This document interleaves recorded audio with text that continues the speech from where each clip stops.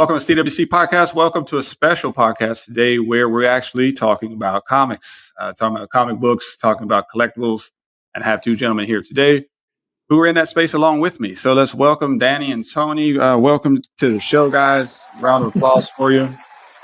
First of all, I know who you guys are because you guys are friends, but tell the audience who you are. Hi. So my name's Tony, and I'm Danny.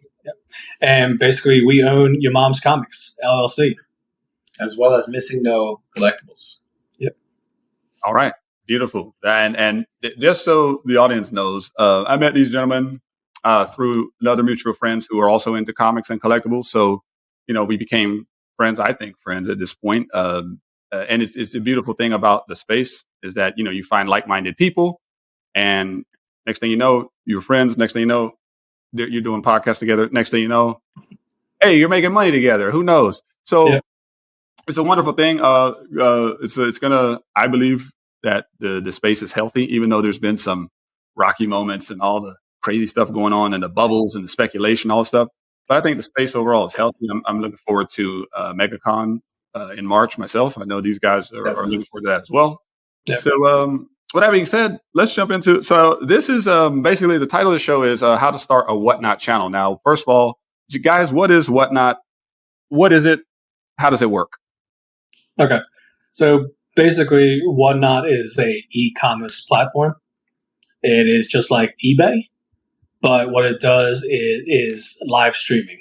So it allows a seller to live stream their auctions and create shows. So the seller is allowed to have creativity. They can bring different aspects into their show that makes the show unique. The other cool thing is that it's very flexible. WhatNot allows you as a seller to sell at any time of any day and whatever you want to sell. Yeah, the show's going on at 1 o'clock in the morning. Yep. For everything, you can find people selling shoes. You can find people selling, Pokemon cards, comics like we're selling. Anything your heart desires, you can probably find somebody selling it on WhatNot. And the cool thing about it is that every time you stream, the more followers you gain, the people you talk to in the chat all over the world. You don't know who these people are going to be, where they're from, but they all come together to this one place for the common selling point, which is either comics or whatever you're selling on WhatNot. Right. And you build a community. Right there, people. That's why people come back, because they like seeing your show. They like talking to us. They like the atmosphere. They like chat. They like joking around with each other. Mm-hmm. Yeah, we've had people from Australia. We've had people from Guam. Yeah, people from Puerto Rico. Wow. All over the United States for sure. Australia today. Yeah, Australia. That's pretty cool because it shows too that you're growing organically, right? Because people, they like what you're doing. They like your presentation or the product you're selling. Mm-hmm. And to see that you have reached to Australia and Guam and all this stuff is pretty awesome. And you actually answered my next question because I was going to say, is it just for comics but you already answered that by saying that it could be shoes or whatever else, right? Anything. Yeah. Wow. Pretty awesome. So with that being said, because I'm behind, guys. I should have had a WhatNot channel a year ago when you guys told me. When we talked about it at MegaCon. Yeah. We talked about it at MegaCon. Remember we were watching people that were streaming live from the actual convention. That was pretty awesome, man. I hope they're doing that again. Yeah, WhatNot was actually there at MegaCon all the time in stage, and they always bring on the celebrities or the special guests to the stage. And they just do live signings right there, and they put it up and they start bidding. Huge giveaways too. Yeah, pretty awesome, man. It was awesome watching it. I got excited about it, and then when you guys told me you had one, I said, "Oh man, here's my avenue to get my channel started." So, how long have you actually had your channel? It will be a year this March. Yeah, a year. Okay. Wow. So basically, you started right before MegaCon last year. Yeah. Yeah. Okay. How would you say, now, was there cost associated with it when you actually started? Is it free or is there a fee or? It was free. No fee. Yeah, it's free to become a seller, right? It's free. Obviously, you need to have inventory to start selling, whatever it is that you want to start selling. So for sure. Yeah. So it's a free process. Anyone can do it. You can go to the website, sign up to become a seller, answer some questions for WhatNot.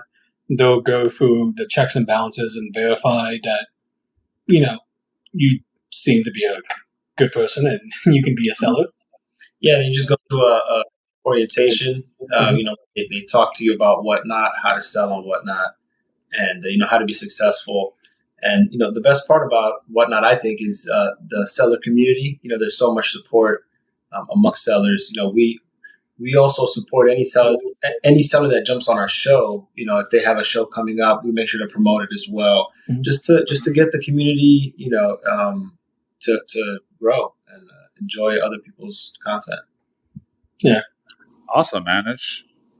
I'm excited already because I'm going to be bugging you guys when I start mine. Letting you know that already. But when you start a show, let us know. We'll definitely shout you out, right? Yeah, absolutely. Could I tell you guys my challenge that I have? So I only sell on eBay right now, which are you guys still using eBay, or do you use both platforms? No, we stopped. We stopped using eBay and we stopped using Mercari. We were using both because of the fees. Yeah, fees, and honestly, it's there's no close knit community like you had with WhatNot. eBay, you're selling to random people bidding on your items. At first, these people on WhatNot are random, but you start to develop these relationships where they start talking about their family with you, their jobs, every day. Like what they do to allow them to even be on WhatNot buying these things. And you start to learn their likes and dislikes. So eBay is like, honestly, it's just out of touch, right now. And WhatNot is definitely the platform that has brought us the most success. What gets frustrating for me about eBay, real quick, is that people, even dealers, I had this happen to me last week, by the way. And dealers do this all the time. Dealers get on my nerves, guys. I mean, we're all dealers in a way, but why is it that when you're trying to work with a dealer, they always go to eBay, and if they want to buy something from you, they will use the lowest recent sale. Like they will find the lowest auction, some anomaly auction that okay, this person didn't know what they were doing when they listed it, and they got $62 for a CDC 9.8. And then he tries to base his value of my trade off of that. That infuriates me because it's insulting my intelligence, right? And this happened to me. I'm not going to name the shop. I don't want to put them out there, but it was really annoying because I was trying to cut a deal. I wanted something that he had. I had some things to trade. He says, I'll be right back. Let me go price these books. He literally told me, well, we go off of the eBay comps. And I'm like, and then we take a percentage off of that. I said, well, okay, but what comps are you using? Because if you're going to use comps, you have to use fixed prices. You can't use auctions because auction can skew your price. He acted like he didn't know what I was talking about. But that's what annoys me about eBay is that, and then people try to lowball you for things. And whereas it sounds like on WhatNot, this is your audience coming in. They're interested in what you're selling, and they're gonna bid it up, or they're not. It's up to them, right? Right, 100%. And we always put a description of the show. We always tell them what the starting bid's going to be. We tell them what we're selling today. We show them what we're giving away or everything. So it's all full disclosure for them. So if they want to bid, they can bid. It is entirely up to the buyer. Awesome. So I kind of know the answer to this question now, but I was going to say, would you consider your WhatNot channel to be indispensable at this point to your business? That's kind of obvious, but is it indispensable to you at this point? For sure. Yep. 100%. Okay. Because let me ask you that question. So you said there were no costs associated with starting it, but so how does the revenue model work? Like, do you kick a percentage up to the platform owner, or how does that work? So yeah, they do take a small fee. WhatNot actually came out with a lower fee for just this month, or from the months of January to March. They're only going to take, I think, 2.5% or 3% of commission. Before, I think it was maybe 4%, but it's very low percent. It's nowhere near the amount of money that eBay would take from you or Mercari. I know, man. Also, the great thing about it, they also take care of the shipping. Unlike eBay also would charge you extra for shipping as well. Oh wow! Yeah. They take care of the shipping. Yeah. At the end of our shows, we have a list of people that made the purchases, and we just have to go through, create the the shipping label, and then you just prints it out, just slap it on the box, and send it out. Wow, man, this is sounding better than I even thought. WhatNot has definitely made it really easy for sellers to just connect with the audience. It's really great. It sounds more organic, definitely. And my last question was going to be, how does it compare to eBay? But you guys have already really told me while you may not have necessarily as much reach in terms of, because you're in eBay, your stuff's going to get out in front of millions of people, right? You hope, right? You hope. I mean, you also have to pay for advertising on eBay as well, right? Every time it gets relisted, you have to pay. That's the other thing too, is when it relisted. So if your item doesn't sell, eBay charges you a relisting fee. WhatNot, all you have to say is run auction. Yep. Run auction again. That's it. Man, I'm excited, like I said, because I've been trying to. My eBay store have been dormant for a while because when inflation hit and everybody started feeling their wages and everything being constricted, my store probably went. I made like a sale in October, November. Things really slowed down, and then when I would get offers, they would be like low ball, like stupid offers. Right. Like how there's always a guy, right, that wants to send you a message and say, "Hey, I see that you have this listed for $300, but I saw one that sold for $170. Would you take $200?" And I'm like, "You're looking at an auction. You can't use the auction." And he said, "Whoa, I mean, it's what the market thinks." Okay, whatever. I hate having those debates. Yeah. Whereas on WhatNot, it sounds like, hey, either you're going to bid on it or you're not. Mm-hmm. Right. Yeah. And you could also tell them like, hey, look at the buy it now. What would the buy it nows at sold? Yeah. Yeah. That's all you can look at is buy it now. I really wish dealers would stop that nonsense. Like, really is very, very annoying. It's like an insult. But man, you guys, it sounds like you're killing it now. These are a couple bonus questions I wanted to throw in. Two things. First question is, what are you speccing on right now? What do you like? What are you buying that you think has potential? Obviously, we had the big comic bubble during the pandemic. The bubble shot up. Anything that we were holding shot up like crazy. You're like, why is this book worth so much? And then everything's kind of inflated. And then we kind of had an overcorrection with some books. I'm seeing stuff right now. Like we talked about Strange Academy a little bit in the prelim. I think Strange Academy keys right now are a great buy. What are you buying right now? You want to name a few? I mean, I have a bunch off the top of my head. I mean, we got Berserker, right? You got Keanu Reeves. That's expected to be a show and a movie, right? Then you have a sleeper in Geiger. A lot of people slept on Geiger when that dropped, so that's out there to be a show as well, I believe. We said Strange Academy. You got Department of Truth. You got Something is Killing the Children, right? All these. Boom has been knocking it out the park with the potential shows and movies. So those are a few. I think a lot of people should, like, to me, just personally, I think you can just buy something Boom. Like anytime Boom comes out with a new book, just buy the first 2 copies or the first 3 copies.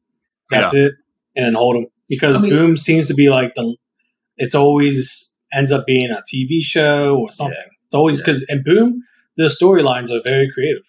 Marvel, it's always the same. It's this series, the Avengers fight against X-Men or something like that. Like, and they just redo the series. Speaking of Marvel, though, I mean, we see what's coming up in the phases, right? You got the Secret Invasion, Secret Wars. You got Kang. So honestly, anything in any of those shows, right? Anything with Skrulls in it, anything Secret Wars, anything with Doctor Doom, right? It's going to be huge coming up, right? People are waiting. Right now. People are waiting to see Doctor Doom. Galactus, Silver Surfer, Fantastic Four, for sure. Yeah, and I'm biased. I'm partial to the X-Men because that's what when I first started reading comics. That's my first comic that I bought was an X-Men classic. Like I remember being with my dad at like a 7-Eleven or something, and my dad gave me like $2, $3. Oh, here, go get something. I'm gonna go over here, and I ended up buying like an X-Men classic. And I remember that day still to like it was yesterday. And so I'm partial to the X-Men. I think X-Men keys are always a good buy for me anyway, but. X-Men keys are a good buy right now, period, because we already know the X-Men are coming to the MCU. We already know that. It's been announced. Now, I've heard that it might be longer down the line because the actors who are under contract that were playing in the Fox X-Men movies. Yeah. Some of them are still under contract. So unless they want to use those actors or actresses, they have to wait for their contracts to expire before they actually start shooting. So that was an interesting, because people were saying, why is it taking so long to start casting these things? And it's probably because they don't want to use those actors. I mean, there was probably some of those actors that, didn't quite fit the role. There was rumor of them asking the lady, the actress who played Rogue in the original X-Men's, to come back. Same thing with the the woman who played Jean Grey in the original series. Also, people complaining, they can honestly look back on the last X-Men's that have come out recently and say, this is what happens when you rush. We've already seen it. We've already seen it failed. Let them take their time. Let them work it out, and let it be successful. That's it. Yep. Get the X-Men that we truly want. Don't have them rush and fail again. Yeah, there's no need. Good point. Yeah. It's supposed to be based on the, and I hope they do this. It's supposed to be based on the '90s cartoon series. Like, I really hope it is, because that was like the best storylines that they had. Yeah. I really hope they use that and it make it along that theme, and take your time. Like, take your time. I don't care how long it takes, because the X-Men is my favorite team. I hope they do it right. And I think it's got tons of potential still. And I think X-Men Keys, like I said, I think anything Mr. Sinister is good spec. He's kind of like the only like big bad that they kind of have left in that universe that you would even need a team to fight. You know what I mean? Like, he's really like the only other guy. There's spec Omega Red. There's some other guys in there that you could probably spec on villain wise. We could bring Apocalypse back. I mean, they could do it right. You know what I'm saying? I see the Apocalypse Keys undervalued right now. I think and it's because everybody remembers when we saw him, right? And it was like, hey, he's underwhelming. Even though, shout out to Oscar Isaac. We like Oscar Isaac. We love Oscar Isaac, but they didn't give him anything to work with in that movie, man. They kind of screwed up on that. But yeah, that's what I'm kind of specking on. Strange Academy, like we said. Department of Truth, like we said. These are good stories. So, I mean, imagine what a Department of Truth TV series would look like. Yeah. Come on. For sure. Because look at The Last of Us is killing it right now. I haven't seen it yet. Have you guys seen it? Gotta watch it. I haven't seen it. I've been hearing great things, so I'm excited to check it out. You saw what the number ones did, though. The books are to the moon now, because people were waiting to see, is it any good? Is it any good? And then it was great. So the books just shot.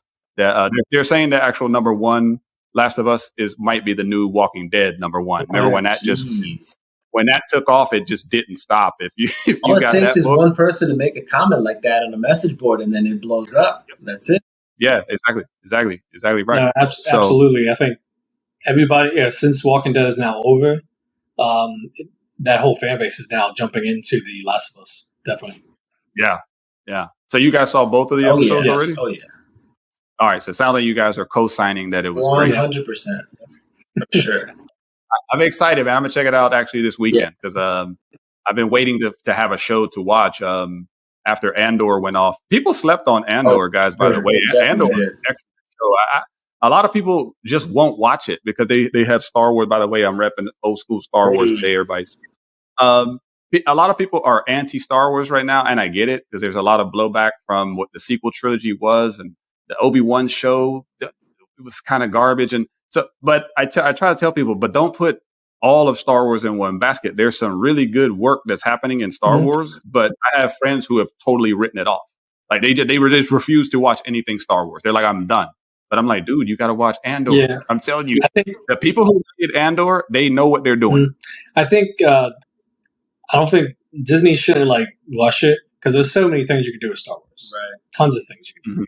But I think they should pick what's the most interesting. Also, the feedback from the other shows, how do people like Andor? How do they like Obi-Wan, Mando? How do they like? We know how they Boba like Fett. Mando. We know how they like. Yep. Oh, Boba Fett. Ooh. Yeah. Now, I have high hopes for the Ahsoka Tano show. A lot of people aren't talking about it, but I believe that Grand Admiral Thrawn can be like a Thanos level character if they do him right. Like if they do him right, they could make him really, really intimidating if they cast him right, if they do him right. Because the Heir to the Empire storyline is one of the best storylines that Star Wars had. I have Heir to the Empire run. is great. Is really, really good. And I hope that they use that. And Thrawn was the centerpiece of that storyline. So, and obviously he was in Rebels and all those shows. So that guy's got a huge fan base already. If they do him right, sure. I think that show can be. People are sleeping on this show, by the way. People are not talking about the Ahsoka show, but I think it's going to shock a lot of folks if they do it right. And if it's more like Andor and less like Boba Fett, then I think they're on. Or more like Mando. I'm just hoping we don't get really bad CGI. That's the big hope, right? You don't want to get subpar graphics because then it just ruins the experience. Definitely. Or bad. What is it?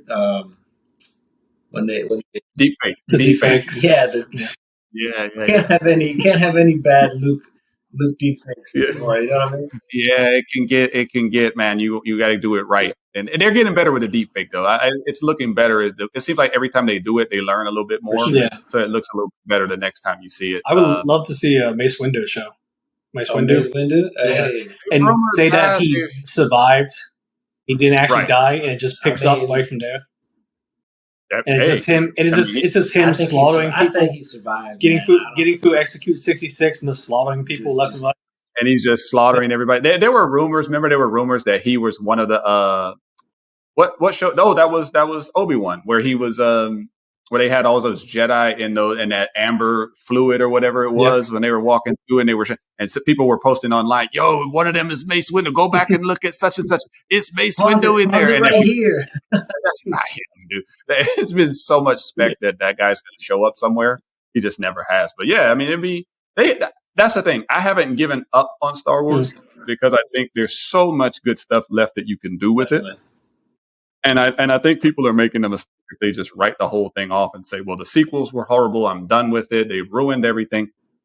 Doesn't have to be everything. There's things in there you can still enjoy. Yeah. So, what if people gave up on the Fantastic Four after those first movies, right? Like, come on. Oh, yeah. Oh, well, dude, they tried rebooting that twice, right? Like, but you don't give up. You don't give up. Same with the X-Men. Yeah. We're gonna get them again. Same with the X-Men. Yeah.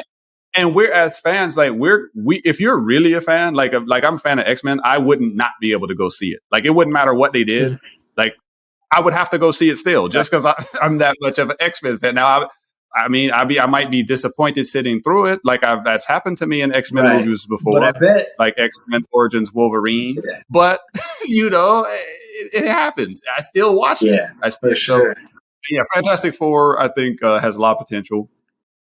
If they get, they got Galactus right. They got Silver Surfer right in the last one. Yes, they did. I loved his character, but Galactus was like a storm cloud. Like, you know what I mean? Like, what is this, man? Yeah, I mean, that was. I just remember Galactus. The Galactus I expected was the Galactus from. You guys might be too young, but there was an Avengers video game, arcade game that me and my buddies used to ride. We used to ride our bikes up to the 7-Eleven to play it. It was a 4-player action game. Okay. So it had Hawkeye, Vision, Iron Man, and I think I forgot who the fourth person was. But you could play 4 at a time, and one of the characters, the bosses you got to was Galactus, right? But it was the Galactus, like, he's so huge, and we're just like seeing his head, like, and we're like trying to beat him up, and then he's just huge, and we're all throwing everything at him. Like, that's the Galactus I remember, not the Cloud. Right. I was like, what is this? A Cloud? Is that Galactus? What is this? Like Eternals did great with the Celestials. The Celestials. Yeah, like, I haven't seen it. Actually, like, to put them on a size scale. Yeah, they did great. Yeah, that's what you want to see. Yeah, they can get it right. We're not going to get it. They can you're talking about being a true fan. Like, fans of Fantastic Four, if you're a true fan, you're going to want to see it done again. Just because maybe it's going to be done amazing this time, right? I'm still waiting for a Gambit movie, right? I would love to see a Gambit movie. When is that? They've been talking about that for years. Talking about that. Where is it? At one point, they said they were shooting with Channing Tatum and this and that. And they still have that photo. Remember that photo with all of them X-Men? And he's in there like, hey. And he was in there. It's like, serious? I want to see the Gambit movie too. I was like, but even though I'm not a Channing Tatum fan, I was willing to let him try. Like, see it done. That's it. I just want to see it done and see if it works. I won't count anyone out, right? Like I give them the opportunity For to sure. fail or not fail, right? Even if you cast, because some people say, "Oh, they casted this guy, I'm not going to watch it." I'll still watch it, because maybe they did a good job. Who knows? Yeah, it's like Jared Leto. Jared Leto, yeah. Oh, he's had a rough time. Hey, but people want to see him as Joker again in the Snyderverse, though, like Snyderverse Joker. They want to see him. He did good. Yeah, that he didn't get a fair not shake. Suicide Squad Joker. Yeah, he didn't get a fair shake, Jared Leto. I don't think with his Joker, because that was the material he was given, right? I mean, so it wasn't him. Yeah, it was just the iteration of the character. People are like, I think he did the best portrayal at what he was given. Honestly, that version of the Joker, he did a great job at exactly. Yeah, I thought he played that role just fine. Sure. People just didn't like that Joker. And that's the thing about playing the Joker. Like, don't try to be someone else. Try to be your own unique Joker. Be your version of Joker. Because if you try portraying Nicholson or Heath Ledger or any one of those guys, people are going to constantly go back and say he's not like him or he's trying too hard. Yeah. What do you think about the Joaquin Phoenix Joker? I enjoyed it. That's good. Yeah, because the second one coming out, right? Yeah. And he portrayed it in his way. Second one coming out apparently with Lady Gaga as Harley Quinn, which is interesting. I'll say that it's because the only thing that was confusing is they say it's actually a musical. Yeah. So I would be interested to see how that plays out. Watch it all be in his head. All the singing is in his head. It could all be in his head. There you go. It could be. It could be. And he could wake up in the hospital, right? And he's, who knows? I feel like Lady Gaga is going to do she's going to put her heart into the role for sure. Or it could be in her head. I think so. It could be in her or in her head. True. Yeah, in her head. That's how she sees him, right? She gets all lovey-dovey when she sees him. True. It's interesting because he said that was going to be a one and done, but for him to come back and do a sequel, I don't think. I mean, it tells me that it's got to be good material for Joaquin Phoenix to actually watch. The first one on its own, I think, was great. If they never did a second one, I think everybody would have been pleased. Are they still making the second Aquaman, or did they cancel? No, they're still making it. But they recast. Amber. Amira? Yeah. Yeah, you can't use her. Toxic. Not surprised. Yeah, of course. Now, if you want to, the other cool thing is, I will say this, since we're kind of talking about DC, DC animated shows are the best. All you got to do is make the movies exactly like the shows. That's it. We all say that. My buddies at work, at my last job I had, we talked about this stuff. He said exactly what you said. Why don't they let the people who write the animated shows write the live action? Because the Killing Joke is one of the best animated shows. Why don't they just do that? Literally, just take that. Here, guys, it's already done. Take this. Just take it. Just copy. Don't change anything. Just copy. You can give it to HBO. Do a 1-season shot, hour-long episodes. Mm-hmm. There you go. Yeah, that's it. Do you have any? Speaking of HBO, what do you think? Do you have any hopes for this Gotham City Precinct show that's coming to HBO Max? Have you heard about that? Yeah, it's supposed to be Gotham City PD. Yeah, and they're bringing back the actor who played the Penguin. From the one they just made. Matt Reeves. What's it? Colin Farrell. Colin Farrell. Which was crazy, by the way. Which was crazy, right? I did not see his face behind any of that. Man. I know, I know. See, I didn't hate. Me and my daughter went and saw the Batman one. We didn't hate the movie. My daughter was hesitant to see it because she doesn't like Robert Pattinson. I haven't ever seen anything with Robert Pattinson. I never saw any of his movies. So I said, I'll go check it out anyway. Right. And we went and saw it, and my daughter actually liked the movie. She's like, it was actually pretty good. I was like, you can't judge it till you see it.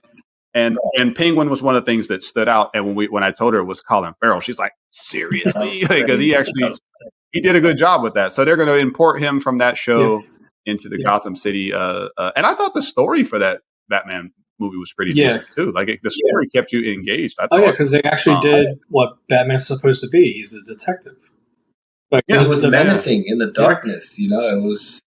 very dark, and But he was I like also they an stole. amazing detective. That's the thing, right? The Yeah, contacts, yeah. like that was crazy. That was And they made him kind of fallible, right? Like because he was just in his second year, so he didn't know how to like Fly. glide yet, right? exactly. Like he didn't, his Batmobile was not that Right. great yet, right? Like I liked how they did that. I thought I that was enjoyed it. cool.